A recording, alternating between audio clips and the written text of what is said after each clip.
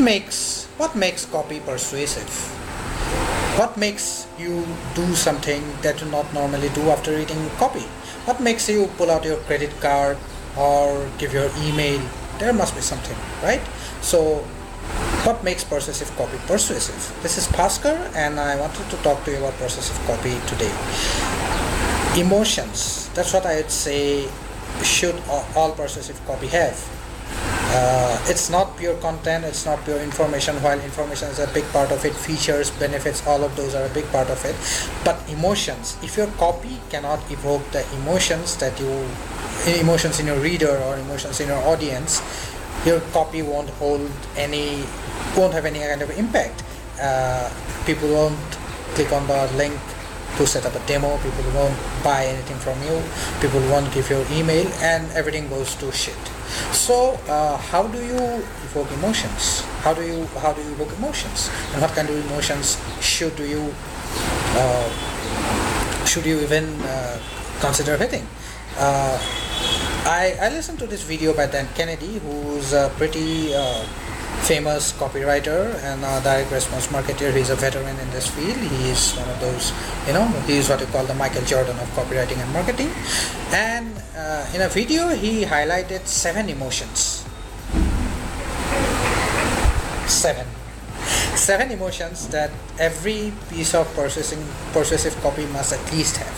It's better if you have more than one of these 7 emotions, but you should have at least one of these 7 emotions. And without further ado, I wanted to show you the 7 emotions. Here you go. Lust. Lust is something that everybody thinks about. There is no getting around the fact. And if your product or service has something to do with all of this, lust for food, money, sex. Travel industry is a big thing when it comes to lust. So try to target lust if your product or service has anything to do with it, and don't be squeamish, because people feel all of that. Escape. Number 2, escape to greener pastures, to a better place in life. It's a very common copywriting trope. It's a very common marketing trope. You are at a bad place right now, and you use a product or service, and you go to a better place. There. Esteem is also something that people think about all the time. We are hardwired to try to be better versions of ourselves. And if you have an esteem, if your product or service is something that can make people be better, then you should by all means highlight this. Fear. I don't really have to talk about fear, because fear is one of the primary emotional drivers, making people do things. Fear of loss, fear of missing out, that sort of thing. Guilt. Most marketeers, especially B2B marketeers, don't really do guilt, but I argue that you should highlight things that are already.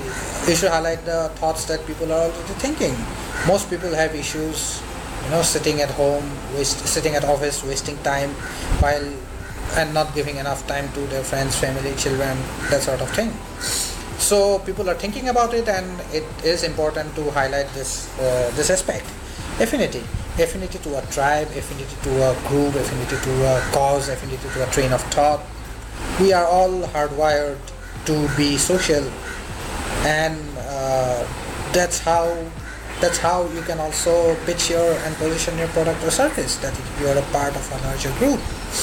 And last but not the least is greed. Greed is very common in marketing, and so if your product or service, and greed is a lazy marketer's way of doing that, but highlighting their product, but done well, greed can be a good motivator. So these are the 7 drivers. Now I want to be very clear about one thing. Please do not manipulate, do not lie, do not say things that are not true.